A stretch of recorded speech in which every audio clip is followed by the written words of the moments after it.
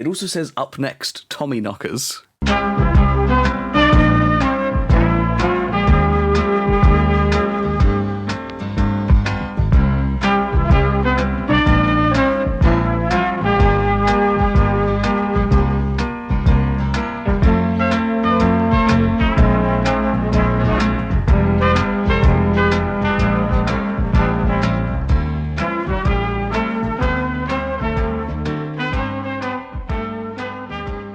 Good afternoon, or good morning, or good evening, and welcome to Forever in Bloom. This is an exploration, celebration, and investigation into Jeff Goldblum's cinematic career. I'm Seb. I'm Beth. Oh, I'm lit. Realise I left that when, Beth, I think you might have been slightly distracted, and Liam was doing the biggest yawn I've seen in And I just looked a long over it time. because he always chirps in with seconds, so I thought he was going to say I'm Liam, and then I looked to the camera, and Liam's just there like this. I was deep in the yawn, I'm sorry. Yeah, on mute, it could have looked like you were screaming in ecstasy or pain. Or pain. I was thinking pain. That's what I thought initially. Or you're receiving a blowjob from someone below the camera. I can assure you there is no one here. And I am Liam.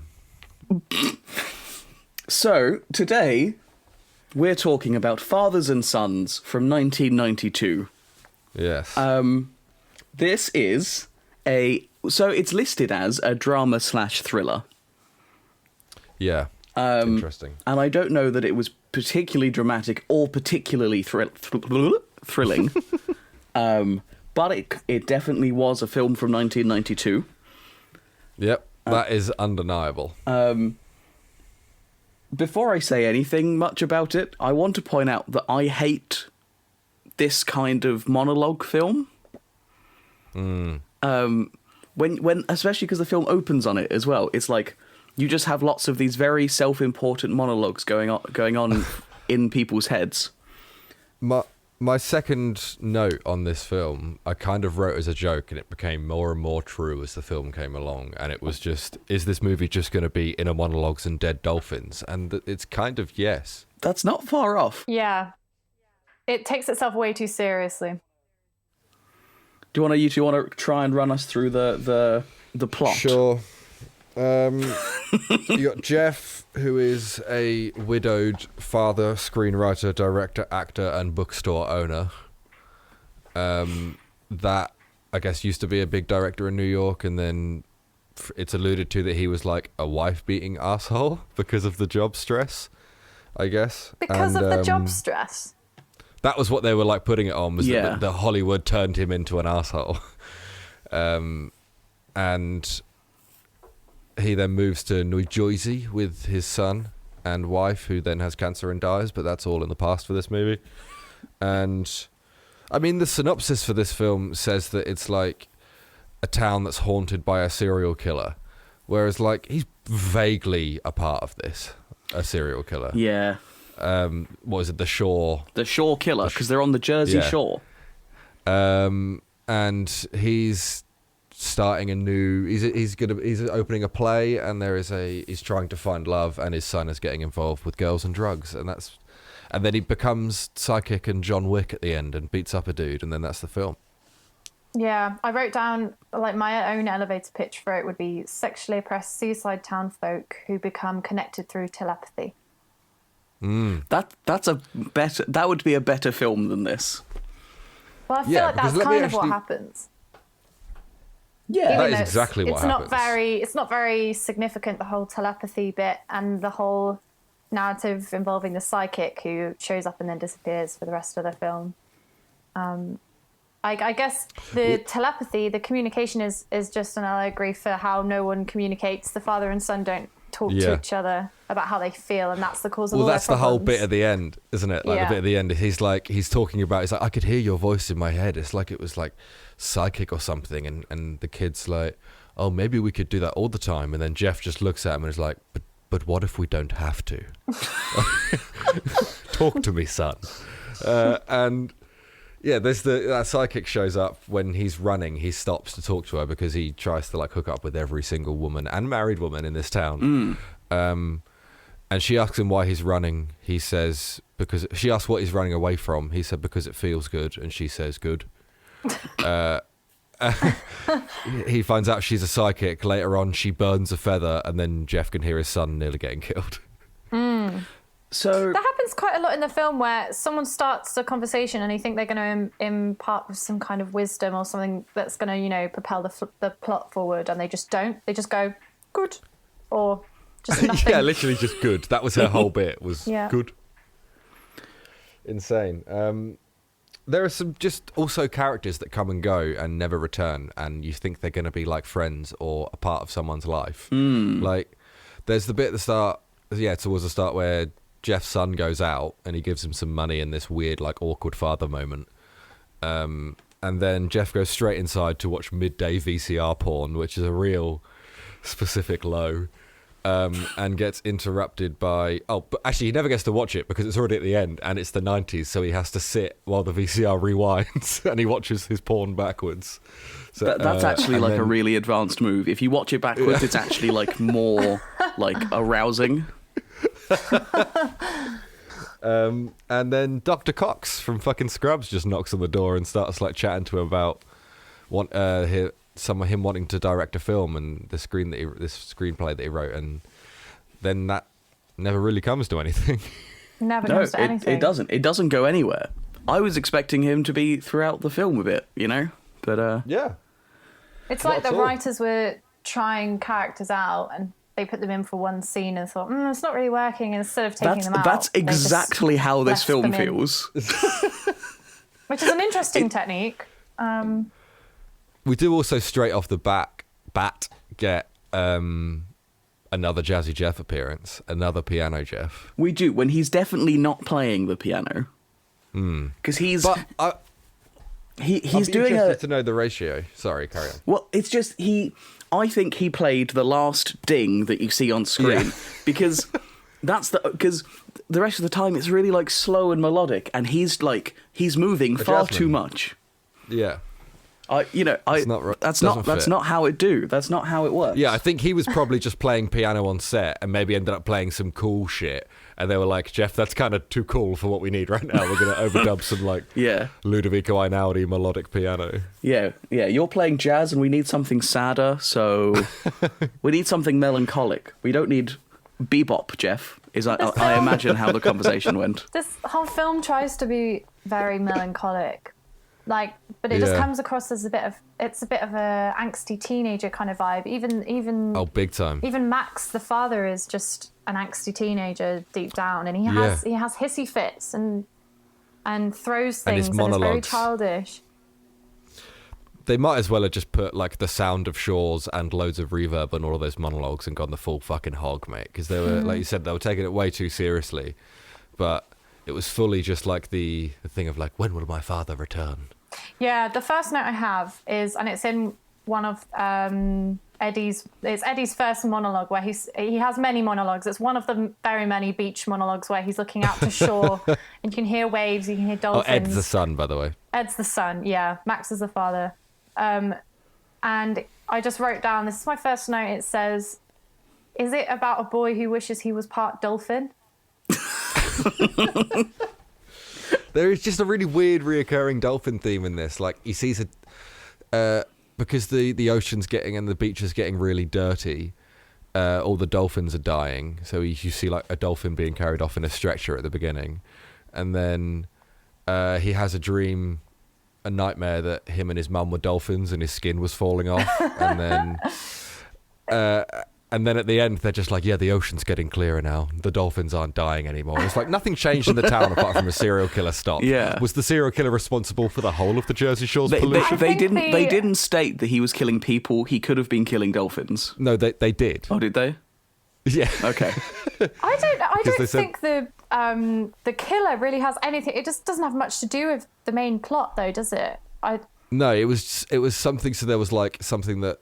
There needed to be something that Jeff could rescue his son from at the end. But they already had that. They had the situation that the kid, Ed, was getting involved in like bad people with like drug dealers and was getting involved with like an assassination attempt of a dude and like a gang hit and all this sort of stuff. And like that was built up for like an hour and a half. Yeah. So you could easily just have him. And they put him in a really dangerous situation before he ran away and went and took drugs on the beach. anyway. Yeah. Like he was in a dangerous situation that if you were going to do like the whole my boy, I abandoned my boy, and then him running after him, then that's the perfect scenario to do that in. But they just decided to like have this underlaying of a serial killer that you only ever see like once or twice, and then he just turns up and tries to free this kid by strangling him. There was multiple occasions where the father could have stepped in and saved his son before that point, and it seemed a bit irrelevant that when the whole like communicating and telepathy came in just as he was being attacked by that guy with this ghost character, this murderer, who I didn't really care about. I cared more about the drama between him and his peers, you know. Well, it wasn't a threat. Everyone just kept saying there was a killer about, but there was like no threat about it at all. You just saw him. He just gave a book to the bookstore, hung about, and then tried to kill a dude at the end. Like, were you saying that he was killing the dolphins? Is that what you said? that's what Seb thought. But because I thought the whole pollution, with like the sea becoming polluted, was just another way of saying people have become so, you know, clouded and distracted. They don't communicate. It's all like an allegory for like the whole communication between father and son. But so it wouldn't make sense for them to just be like, oh, so the dolphins were being killed by a man. Like, but they weren't. Like, he was actually killing like boys and girls, like young children. I'm confused. Young children, but children. Wait. So are the dolphins also children, and the children are dolphins? The dolphins are a product of the pollution getting killed. The dolphins are being killed by the pollution, and the children are being killed by the shore killer. And for some reason, they coincide with being cleaned and that guy dying. God, this is like a Christopher Nolan film. It really is. Really this is basically Tenet. Yeah, pretty much. But Samuel L. Jackson's in this movie and somehow looks older in this movie than he does currently now. Yeah, right? 2021. I was he looks thinking like a that. young old boy. Because it's a bit more than a cameo role, but it's not. He's in the play with Jeff, isn't he? Yeah, he plays one of the characters in the amateur dramatic performance of Don Quixote that they're putting together. So there are like a couple of different like stories going on in this film. You've got too many. One might say too many, but you have Max and his son Ed and their fraught relationship. Mm-hmm. You have Max and the play he's putting on. Yeah. You have Ed and the dodgy crowd he's in. Mm-hmm. You have the fact that there's a new psychedelic drug called the Chew. The Chew, that black chewy stuff. Which just looked like black licorice to me. It did look exactly like hot licorice, like it was sticky. Yeah. And then there's also, I might have missed one, but there's also the so there's this book that finds its way into Max's store. And I have some thoughts on this book. I too have some thoughts on this book, and I've actually just lost the name of it, but apparently it's a message. That's right. Yeah, that's my thought on it, because the book is called Cats and Dogs, and not 9 years later did Jeff star as a father in Cats and Dogs the movie. One might say that the what is it 2001 Cats and Dogs? Yeah. Yeah, one might say that is the spiritual successor to Fathers and Sons. Can I just point out that it happens once an episode where the conspiracy takes over the film review side and I just completely switch off and have nothing to say. Can I just say that right now? But continue anyway. Well, talking about this book, so the thing with the book is apparently it's a message from an alien who's communicating via telepathy, and the book is not words in a book, but you should be able to hear it and feel it, and it's a way to get out of your human shells. And this film kind of insists that telepathy exists, because it happens once early in the film and then once at the end, and that's it. Where does it happen earlier in the film? When they're sat outside on their little porch that all nice American places seem to have, and you're hearing Jeff try and talk to Ed, and you're hearing Ed's inner monologue, and then Jeff responds to the inner monologue. I didn't clock that. Ed says, Ed's thinking in his monologue about, I feel like I have to lie because of this, and Jeff just, as he thinks that, says, you don't have to lie about it. and then it happens once again at the end. And I thought that the... No, go ahead. I'm just going to get progressively more frustrated about the film. Keep going. I was just going to say that I thought the scene with the serial killer, or whoever he is at the end, I thought that would happen much earlier in the film. Yeah, because all of the synopsis in this, like, say about a serial killer becoming between the father and his son, and it's like, yeah, in the last, like, 10 minutes, but there's an hour and a half of a movie before this. Also, when a description says coming between and use it in like a plot like device type thing, you imagine like it's going to be a consistent thing where he's constantly creating this device, but he just physically is between them. Like, yeah, that's at the very it. end. Like, that's it. It's the most basic way of like interpreting that. Yeah. Like. Earlier on, when they first experienced the telepathy, I think it's so subtle it could almost be mistaken for just like a parent's intuition of that parents always know when their children are lying. So it's like just on the border. It's like, but because it's front loaded and it mentions about ESP in the description. That's what is kind of questioning you to make you think, oh, is it or is it not? And then obviously it actually is confirmed like at the very end. But it's still like not really confirmed. It's still like feels like a bit, this film just couldn't make its mind up, like is it a film about like father and son and their communication problems? Is it like an anti-drug film? Is it about like just a widowed dad and his infidelities? Is it about people that are psychic? Is it about a serial killer? Yes, to all of them. Americans make drug taking look really, really lame. Like really lame. It works. It's a successful anti-drug film because it makes me not want to do them because it portrays them as so naff and cliche. And I just think, but Beth, the chew is supposed to be the best drug. It's supposed to be amazing. So like it didn't scare you straight, it bored you straight. It bored me completely. Yeah, like, drugs are boring, they're naff, mate. Fuck it. What's the point? Oh, there's also another storyline where Ed's falling in love with a girl and oh no, it doesn't go well. What's up? What's up, bud? This movie made less than $7,000 gross. Ooh. Is it a TV film or a cinema film? I think it's a cinema film. No yeah, way. I think this was a cinema film. Yeah, it was. And it's rated R. What the fuck? Oh, the drug taking. Why? Drugs, yeah. Oh, poo-poo. Well, I was having this discussion the other day where, like, talking about, like, I'm assuming, is this like a Hollywood film? Who distributed this? I'm not sure. Anyway, the American film industry. I was watching the classic disaster movie 2012. Yeah. And oh fuck. They literally have scenes where buildings like the ground opens up and buildings are like falling and colliding, and there's humans like scrabbling for their lives and like tumbling off these buildings, and it's all there, plain as sight. And then they have one scene where an old man discovers that his whole family is dead or something. And he puts down the phone and goes, pour me a drink.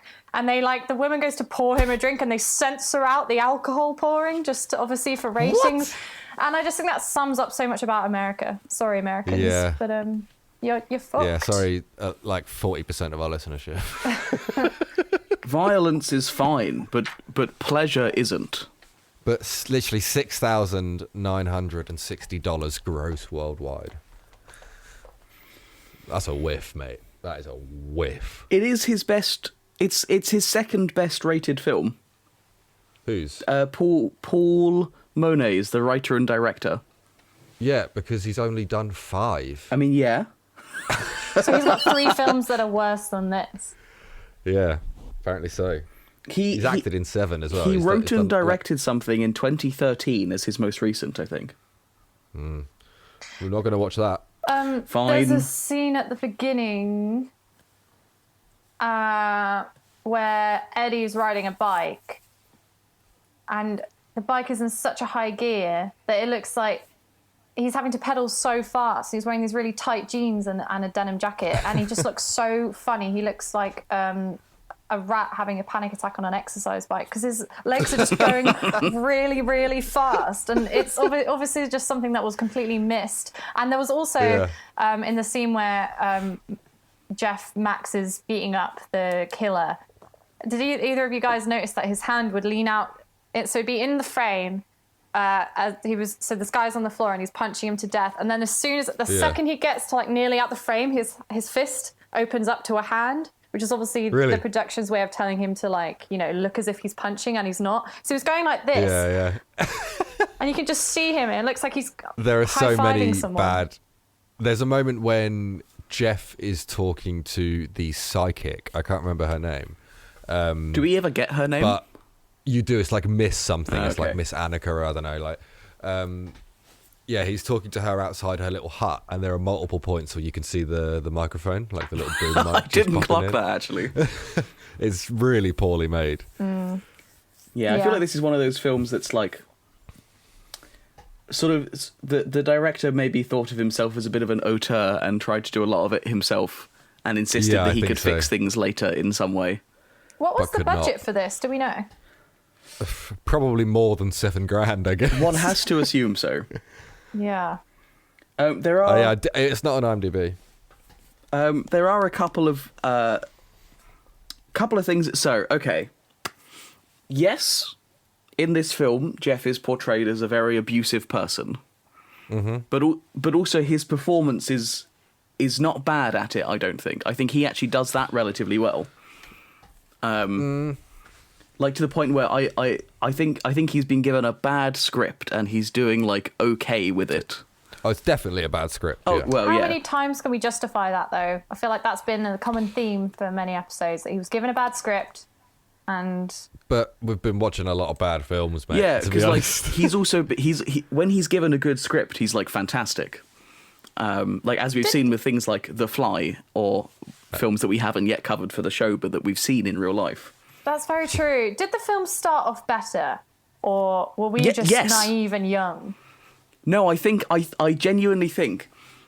I think back in the... Did we start in the late 70s? We did, didn't we? It was 74 was the first. Yeah, okay. I think at that point in time, there had to be so much more money and effort put into making a film because the equipment and everything was more expensive and it was a newer art form, that there was more effort put in. And then we're currently in the, like, everyone can make a film sort of thing in the 90s, where you just have loads of like weird genre stuff like this that comes out, which a lot of it turns out to be trash, and then like a couple of gems appear. So I do genuinely think... We're also... Yeah, sorry, carry on. No, I do think it started... Some of them were bad because of the time period, and it just doesn't translate very well, but some of them, despite being bad, were at least like made semi-okay. Yeah. And like if I'm looking at the scores we've given films, it starts like it really is a negative bell curve in some way. Yeah. Like I think we're still getting a bit of a hangover from the 80s, I think. Yeah. Because we're still only in 92, and I think at least one or two of the movies we've watched so far from the 90s were definitely shot late 80s. So I think we're still getting a hangover of that, like Seb says, everyone's on coke, let's make whatever the fuck we want and make some money, you know. Which, I mean, honestly, I'm somewhat envious of. So Jeff can really fucking run in this one, huh? Yeah. So this is obviously an ongoing thing we've discussed, is Jeff's running abilities. Yeah. And there are points in this where he runs, and there are points where I would say it's getting towards the bopping. Really? Interesting. I mean, he absolutely guns it in the race. He's fucking killing it in that. Full strides like a gazelle. And when he's running after his son. But like when he's running just on the beach, when he's going for a jog. And like when he's running by the psychic, he has just a bit of a little wiggle going on. He's doing a bit of a moving jive. Yeah, I don't know if it's just because of what Liam's mentioned before about when you brought up about his bizarre run. It's kind of stuck in my mind, and now anytime I see him be mobile in any extent, I kind of see he's kind of moving around in a weird alien body way. Yeah, for sure. Including running the most. So the running didn't work for me in this film. I thought it was strange. Why was that such a big part of it? Why was it such a big plot point? Yeah. I honestly think it was just laying the groundwork for the fact that he could run fast enough to get to his son at the end. Yeah, before maybe. he died. I think that's honestly the only explanation for that. there were two good quotes from the book actually that I wanted to bring up. From the Cats and Dogs book. Yeah, that made me want to watch a better film. I really hoped that was just going to be super fucking meta and just there'd be like the script to Cats and Dogs 2001. No, so there was one. Actually, sorry, one of the phrases is from a book, and one of the phrases is from when Ed is having his dream of being a dolphin. Right. In that he says, "The moon talked to me like a grandfather," which there's something about it that just really gets me. The moon talked to me like a grandfather. Yeah, like I'll get that. Powerful. Yeah, that's a powerful phrase if it's in a film that knows or that has any competency in terms of like evoking the mystical. And then there was the whole like the concept that was mentioned in this book, and this film has to kind of take it seriously because it implies that telepathy is a thing. Is that the book says that the human race were orphans from a doomed world that were picked up and ferried to a safe haven. And like, it's a real cheery book, this. Yeah, but like, give me a good sci-fi film about that rather than whatever we just watched. That's true. The only other quote I want to bring up from this entire film, which is strange because usually they're the things I make the most notes about. Yeah. Is the last audible line that you can hear after he says, after he does that bit about, it would be good if we didn't have to use telepathy to talk to each other. Yeah. As they're walking downstairs talking about what breakfast to make, he says, I could do my eggs Poseidon. What is eggs Poseidon? No, Seb. He says, Eddie says, why don't we have waffles? And Max goes, yeah, or I could do my scrambled eggs. And Eddie goes, nah. And then he goes, oh, okay, I could do the scrambled eggs beside them. Not eggs Poseidon. Eggs Poseidon, Lord of the Sea, or something. Oh, mate. Saying that, Poseidon eggs are in Minecraft, so... What are Poseidon just eggs? That. Poseidon eggs aren't real. I just Googled it, just to see if there was an eggs Poseidon. But no, that's absolutely incredible. I was so convinced it was just an eccentric breakfast dish. That's you're talking like how the YouTube or like AutoCAPS generator talks. It's honestly nuts. It's honestly like insane. It's just never what the words are. Well, eggs Benedict exist, so why can't an eggs Poseidon? Yeah, but Benedict isn't a god of a sea. That's just a fancy, sharp-faced British man. Well, why don't I do eggs Florentine? Florentine is a fancy name. But that wasn't in the film. I know. I don't eat eggs anymore, but I'm going to try and invent the recipe for an eggs Poseidon. True Bloom. Wait, hold on. Eggs Poseidon could just be... what's the one way you cook eggs with lots of water? Poaching them. So chuck them into a geyser. Yeah, an eggs Poseidon is when you've poached eggs using the natural world's resources, like a geyser or a hot spring. Do you think if you cracked a bunch of eggs into a really hot spring... Obviously, the thing about poaching eggs is the swirl. So do you think you'd have to do it with other people and you'd have to get like two people to like swim in a circle to make the water go around? Oh, yeah, so you need to have 3 people that are happy to boil alive. So you don't need to boil it. Eggs in a geyser. If you're boiling it, you've gone too far. And they can get out of the water. They just need to start the whirlpool. Seb, have you heard of a stick? I think that would take too long.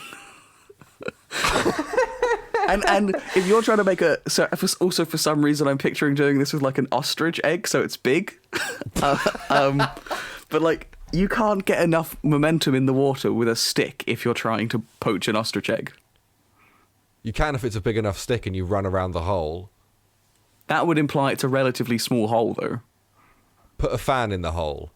But also, isn't a geyser like the gnarliest fucking egg timer of all time? If there's like a geyser that goes off every 8 minutes, you drop it in, and 8 minutes later your egg fucking explodes out of a hole in the ground. I have seen a geyser erupt in person about a decade ago, and it really was quite an explosive thing to see. It fucking goes, huh? Yeah, Now imagine 6 eggs in that and people with plates ready to catch them. Where is it, Anyway. no, just to continue, I had 2 things. One, geysers are, there's a place where there's loads of geysers, like it's really a common thing for them to just like erupt. I can't remember where it is, but I remember Iceland. I remember doing a geography project about Iceland, and I had to write, this was way back in school, I had to write like a little like research project on Iceland, and I was talking to my dad about it, and he said, mentioned the geysers, and like I misheard him, so the whole project I wrote about all these like geezers, like geezer blokes in Iceland, because I thought it was like some really like rough, like crime-ridden like area. But the second part I was going to say is you could have eggs Poseidon. You could do that thing where, so you have a fried egg, and then, you know, in fancy restaurants where they put a like cutlery down and they like put some icing sugar over it and then take it away. You could do that with a fork. So when you take it away, it's like the egg has the Poseidon stuff. Okay, that's cool. That's really cool. Yeah. But I don't think I can breeze past geezers that quickly. I've got just like magic. The image of you're walking through like a beautiful nature reserve in Iceland, and just like a bunch of Cockney dads just burst out of a hole. Erupt from a fucking manhole storm drain. Oh, it's really good. Oh, It's you got to carry you got to carry a pepper spray if you're going to go to Iceland as a woman. I'll just say. Of course, yeah. You don't want to get those Icelandic geezers, mate. They'll fuck you up. Yeah, all this talk about geysers. Where's all the Gowsers? You know? Oh fuck. Oh, Seb, had to ruin it. We're having some really highbrow humour there, and you just had to come It's and all right. steamroll. I can cut it out. We're all good. Anyway, I gave this a 4 out of 10 for True Bloom until I saw him fucking Bruce Lee, Kaiser Soze, John Wick the fuck out of that dude at the end. he does get quite violent, doesn't he? At the end. Yeah, well, he touched his boy. You're right. That's the parental instinct kicking in. Is he a father? He's got kids, so maybe that is what he would do in real life. He didn't have kids for another about 30 years, I think. How old is he? He Jesus. he became a dad at like 60. Really? Liam? Yeah. If this film was made in 1989, let's say, 30 Yeah. years. No, I got it. I'm there, dude. Don't you worry. I got it. Are we announcing the birth of his first child, even though his children exist already? This is getting out of hand, I'll just say. Like, are we now claiming to be in the future looking back? Yeah, As conspiracy theorists. I did a whoops. I Okay. did a math whoops, okay? A whoopsie. A mathy whoopsie. Oh, God. Oh. That's That's going straight on the list, I'll tell you that for nothing. yeah. Okay, so what score did you give it? 5 Sorry, out of Liam. 10. 5 out. Yeah, okay. 5. Oh, wait, so you gave him a 4 and then you saw him beating up someone, you gave him a 5. I saw him fight for his familial. I thought you were totally going a negative route there. I gave him a 4. I think that's reasonable. I also gave him a 5 for full disclosure because mostly right at the beginning where Dr. Cox is there. I can't remember the actor's real name. And he goes to walk away and he gives him like a weird like stomach pat. he starts walking away and then he turns back and walks back over to him and like one hand on his shoulder, one hand on his stomach, very quick pat, and then he walks away. What's that? Is that a secret handshake? That's how I greet my cats. Yeah. And some humans that I don't respect. Not that I don't respect my cats. I respect my cats more than some humans. Yeah, I respect my cat That's a lot. completely I understandable. was talking about paternal instincts. There's only 2 things in my life that have ever given me any paternal instincts, and one of them is my cat. Well, see, Seb, if someone was doing that to your fluffy boy, would you go John Wick on them? Yeah. Exactly. So that explains my 5 out of 10. Yeah, I'm with you. I gave this film a 3 or a 4 for craft, and I'm still right at the beginning of the film. There were like 4 shots which were really quite nice, Yeah. and then the rest of the film has been not well made. So I'm going to settle on a 3. I gave it a 2 because I felt it again, as like reiterating what you said earlier, Seb, it felt like an auteur approach that didn't pay off. And I think that's just the most unforgiving thing in cinema when it's one person's baby and they manage to fuck it up.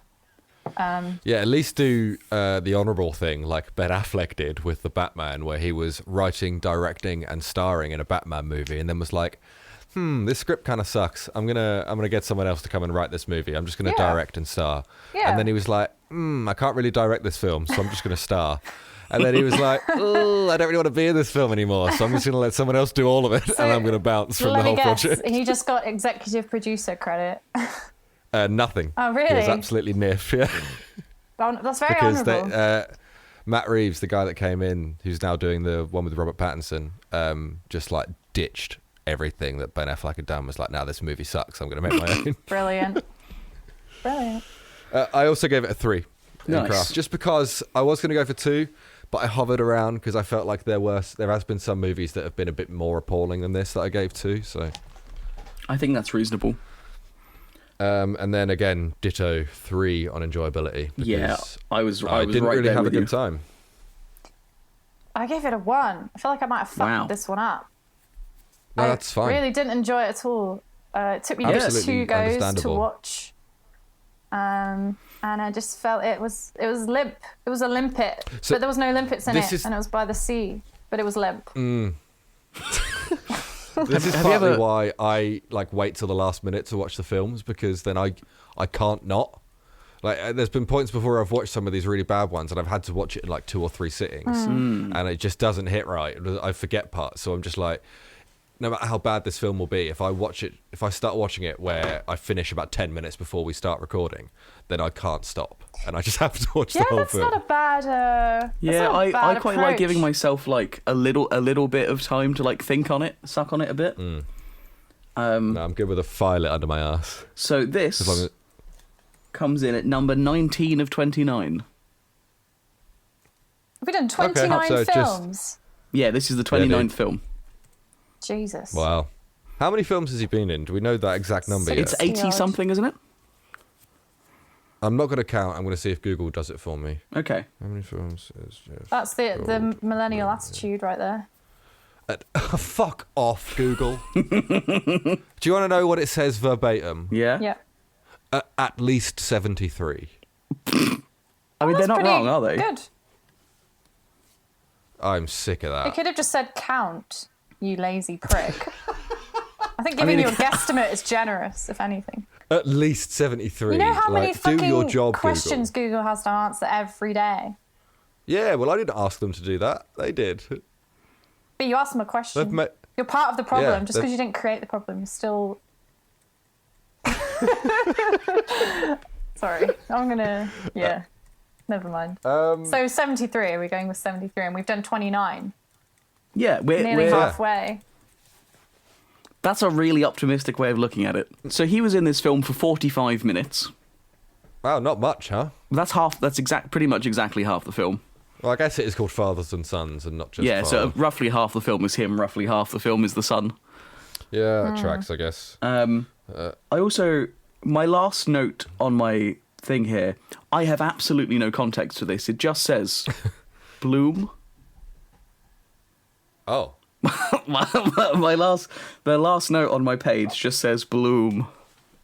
Speaking of out of context notes, I was going through my laptop notes the other day and found a note that was made at like 2:30 in the morning, like 3 years ago, that just says, I would have paid unspeakable amounts of money to hear a dramatic reading from Christopher Lee of Chumbawamba's Tub Thumping. I actually think I remember you talking about this like a year or so ago.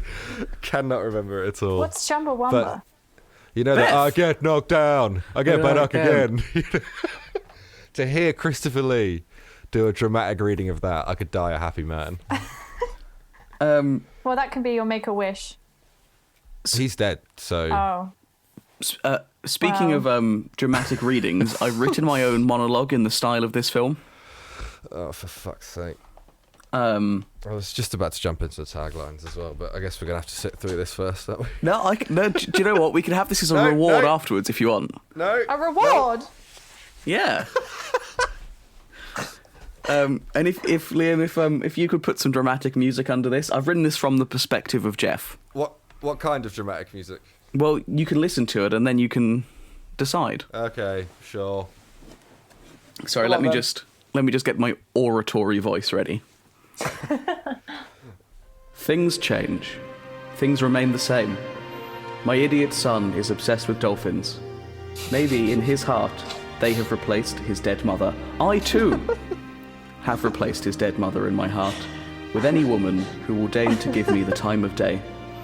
Why have I decided to live in this world with these wretched people? Because war never changes. And that last line is a reference to the opening cinematic of Fallout 4, Christ. which goes war never changes. Fucking hell. That was pretty And good, I thought. the reason it made me think of that is the first line of this film is things change, things remain the same, and all of the monologues are spoken in the same way as the Fallout 4 introductory video. I like the my idiot son. I haven't mentioned this yet. That the woman. Okay. So I was just going to say I didn't mention this, but I hate the kid. Yeah, me too, man. Like I didn't want to bring that negativity into it, but I think he made me angry.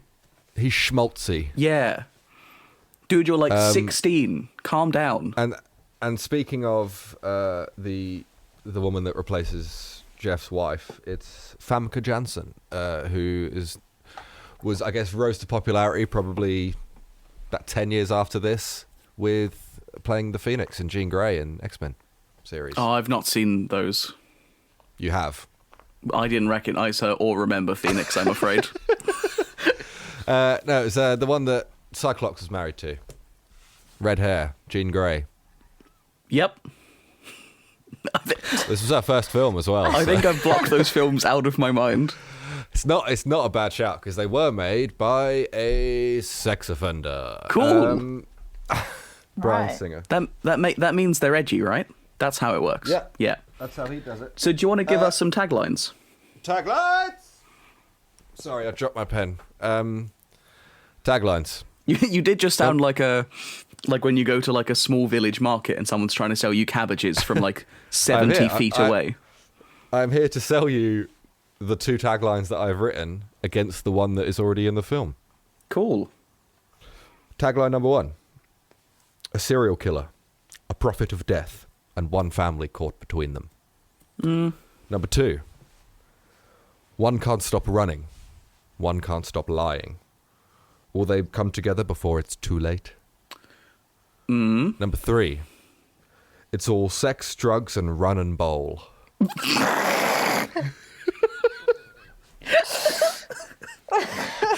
So that's one of yours, yes? Run in the bowl. What's the bowl? Where is there a bowl? They go Where is bowling. They go bowling, Beth. Oh yeah. And then they nearly have sex in the car, and she goes, "Not outside the bowls," and drives like 2 meters away, and then they have sex outside another building. But they don't, because she's married and she's like, no, I can't do this. Oh, she's And married then- to Samuel L. Jackson. Yeah. It's defo not the third one. Can you remind me the second one? One can't stop running, the other can't stop lying. Will they come together before it's too late? That's so shit. They're not. I mean, I actually, other than so I can't tell 1 and 2 apart whether they're yours or the films. Nice. They both have the same weird energy to them. Yeah. I'm going to go with number 1. Okay. A serial killer, a prophet of death, and one family caught between them? Yeah, because it's a bit wordier, and I just have a feeling about it. I'm not implying that you don't know words. No, it's fine. I'll just go fuck myself. But Beth, what do you think? I always do the opposite of Seb, so I'm going to do the opposite of Seb and go with number 2. Hopefully it'll pay off this time. It hasn't. Oh, surprise. Seb got it right. Hell yeah. But again, doesn't sound like it should be the tagline for this film. No. does it? No, it sounds like it. Who's the prophet of death? Yeah, who is the prophet of death? I guess the dolphin? serial killer. No, because it says a serial killer, a prophet of death, as in implying two separate entities. The fucking psychic, maybe. That's the serial 'Cause killer. she's- Oh no, No, it's not. no, it's not. Sorry, I thought by the psychic you meant the person who wrote the book. For a moment. No, the yeah. woman that burns the leaf. I'm stuck. I'd asked him what he's running from. I might have to watch this again, guys, just to understand the complex nature of the plot and the I wouldn't. No, definitely. I just want to say I'm really proud of It's All Sex, Drugs and Run and Bowl. I pat myself on the back after I wrote that. I feel like that could apply to a couple of other bowling related films as well. Not that I can think Like, of any off the top of my head, but Big Lebowski. oh yeah, okay, yeah, that's fair. So there is sex and drugs in that, and rock. Yeah, Psychedelia. Do they run?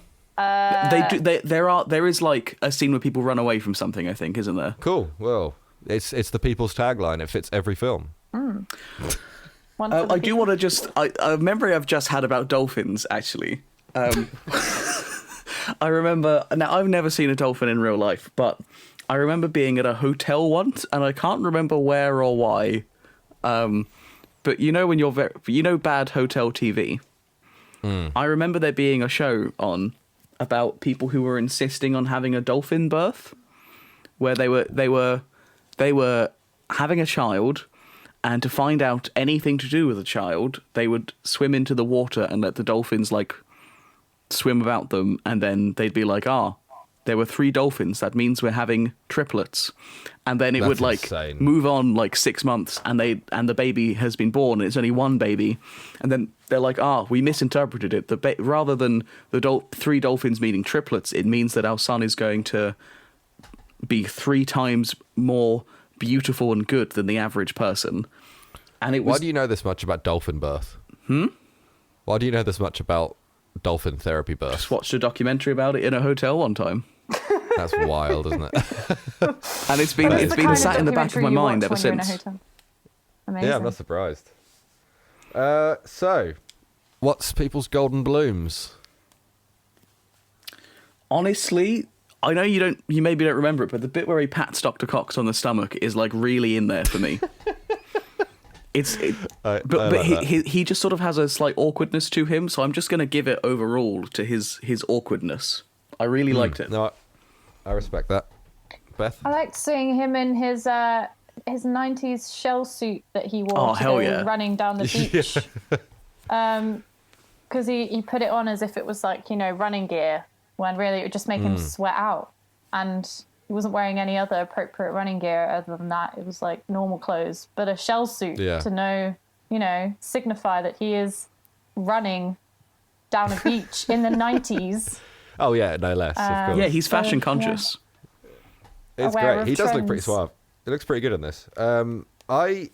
My initial one was going to be like the angry knee slap that he does when he's like having a go at his son. It made me laugh a bit when he's just like, "Don't lie to me," and the angry knee slap was really good. But it got overshone by right at the end when Jeff like wrestles his son back off the serial killer, and then just looks up at him and just says, "Why don't you get the fuck out of here right now?"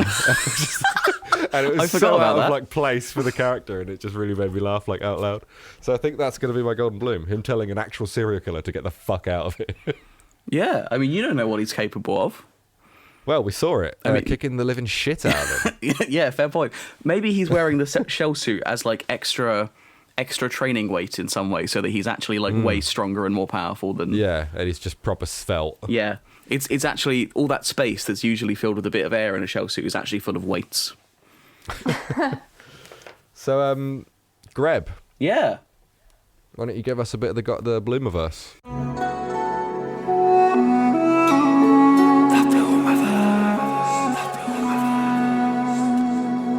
So I was trying to work out where this was placed in time, and I have to assume it's just sort of placed in the late 80s, early 90s.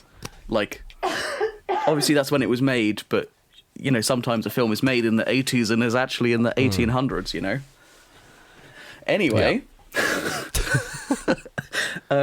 So my theory is, let me just get my notes back up again. So I've actually forgotten the name of a couple of these films, and in my notes it said I should have checked which one was which. But we've seen him in the past, very, very early on, as an actor. In a film I've forgotten the name of. And we've also Next seen... Stop, Greenwich Village. Yes. A film the more I look back on it, the more I like it, actually.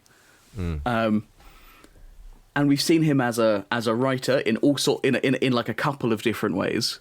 And I feel like this is the first time we've seen him as a director. I think so, yeah. I've not written down anywhere else. I did like a search in my notes, and I couldn't find the word director anywhere, other than when we're talking about a real life director. Yeah, he's been a writer, but yeah. no So director. I was kind of wondering whether. Oh, my theory is he's been learning how to be a director, and then he realised that his time is unlimited.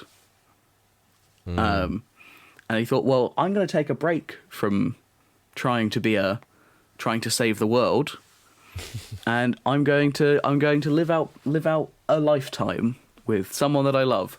But then that person died, and then I think he realised he was going to be left with a kid, and he didn't want to A, leave the kid, and B, take the kid off into his strange space world that I have to assume he lives in.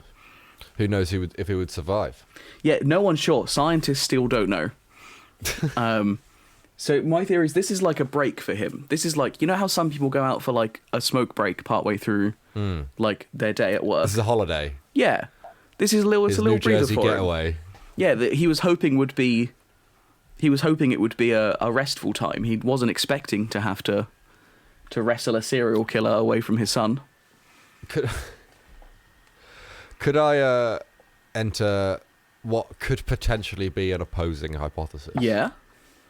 Which is that he got a taste of the big Hollywood life that he is now currently living. In the life that we hear about in this movie but don't see him living, which is the big director, movie writer, Hollywood film man. And maybe that's his like first little dip into that world, and maybe he wasn't ready for it, so that's why he moved away to New Jersey. And then after this son, he has to leave this son when he realizes that he's not aging, and it's like, fuck it, maybe I'll give this Holly weird a good crack. Yeah, why not? Let's go with that. There's no rules here. Also, There should be some rules. Rules are not for me, because I am a rebel and a bad boy. I had a really funny joke that was in my head and it just disappeared, and I'm sorry. I wanted to do it for you, but I couldn't. Yeah, maybe it's for the best. Maybe. One thing I did read. This probably should have been something we mentioned earlier, but I was reading a review of this film when it came out, and they were really applauding the moment in the film where it cuts between Ed taking some of the chew and Max having a beer because he's an alcoholic, and they were applauding the great intercutting of people's vices. Jesus. Who was applauding them? This review that I read. So anyone. It was a review, and as in the reviewer was saying that it was such a great way of editing the film together, because it was showing how the two different stories were the same actually. Sure. And that wasn't accurate or good. Does anyone else have any final thoughts on this movie? I quite like the scene where Max confronts Ed, because he comes home. It's opening night, and he asks Ed to cook him some dinner, and I just thought it was quite nice dialogue between them, quite realistic, kind of parents son dynamic, where he's like, how often do I ask you to make dinner? How often? Yeah. And he's like, never. And he just has this conversation pans out where Eddie doesn't say anything. He's just, all of Max's statements are met with silence, and that's just so common of like having an argument with a parent where it's just your parent talking at you, and he comes to this conclusion and then storms out. He smashes a plate as well. Yeah, he also acts like a child himself, to be fair. He beats up the flat. Well, I think it shows you because he wasn't drinking, and then he started drinking again, and that was his like rage coming out. It was kind of the way they tried to show it, because he was off the wagon, wasn't he? Damn. It's a bit cheap, isn't it? Coming back to, as you were saying in that, like someone in that review described it, or like, oh, it's the two stories, like on drugs and alcohol. I just find it so cheap. It's such an easy, because anyone can take drugs and alcohol and it can fuck them up. Like that can happen to anyone. So I don't really think that says much about the characters themselves. Just says more of a general sweeping statement about general people. That's what I mean. That's why I feel like this film has like weird anti-drug undertones, you know, like spill over that in the whole Nancy Reagan era of just say no. Yeah. Just say no, kids. Anyway. Is that it? Yeah, what are we watching next? I can't remember. I think it's our first film where Jeff plays himself. Excuse me? Yeah, there is a movie called The Player, and Jeff Goldblum is on a credit as Jeff Goldblum. Amazing. I will say he's quite far down. Oh my God, there are so many cameos in this film. Like, I'm looking at an entire screen full of people that are playing themselves. So is this like a non-fiction type sitch? Let's have a look. Oh, no. No, it's a comedy crime drama. A Hollywood studio executive is being sent death threats by a writer whose script he rejected. But which one? And that's Tim Robbins, who is fucking great. I have a fear about it. Why? It's Robert Altman, who I have historically greatly disliked his films. Yeah. But let me just fucking chuck out some... Hold on. 1, 2, 3, 4, 5, 6, 7, 8, 9, 10, 11, 12, 13, 14, 15... 17, 18, 19, 20, 21, 22, 23, 24, 25, 26... Welcome to our new show, Counting with Liam. 31, 32, 34, 36, 37, 38, 39, 40, 41... What's going on right now? What's going on? Am I in purgatory? 51, 52, 53... Just having someone count quietly in my ear. 60, 61, 62... It doesn't stop. 63, Is Liam trying to prove that he can count to 100, that he knows numbers? There are 65 celebrity cameos in this movie. That's not allowed. Why didn't you just Google it, Liam? Yeah. Harry Belafonte, Gary Busey, Please don't list them Cher, John Cusack. I'm going through some of them. Scott Glenn, our old friend. Oh, yeah. Jeff Goldblum, Elliot Gould. All the big boys. Bunch of people I don't know here. Nick Nolte. Hell yeah. Julia Roberts, Mimi Rogers, Susan Sarandon, Bruce Willis. Like, everyone. Whoopi Goldberg's in this, but not as herself. Oh, okay. Richard E. Grant's also in this, Oh, okay. as Tom Oakley. That's going to be strange. Share the show if you can. Get in touch at foreverinblum on Instagram or foreverinblum@gmail.com and rate and review the show if you can. It really helps. And we'll be back in 2 weeks, I guess, with The Player, another 1992 classic. And I also want to apologise for my ability to string sentences together today. It's been clearly not something I have a great grasp of on this calendar day. I think you've been killing it. You've been segueing left to right, front and back, which is illegal. You've been doing, like, you know those scenes in Paul Blart Mall Cop 1 and 2 where he does like a Segway dance. You know, I'd love to reach 5 self-contained episodes without one of you guys mentioning Paul Blart Mall Cop, whatever. Paul Blart Mall Cop. Ubel Plat Blap. Ubel Blap Moot Cap, whatever it is. It's actually a curse. Seb and I got cursed by a witch, outside of an Argos that was selling discount Paul Blart Mall Cop 2 DVDs. And we now can't go more than like a full moon cycle without mentioning it twice. And the moon was very full the other day, so... Yeah, so we're empty on our quotas. But we got one up, so you've only got one more for the rest of the month, Beth. Yeah. Don't worry. Great. On that note, goodbye. Stay golden. Oh, no, mate. Bye.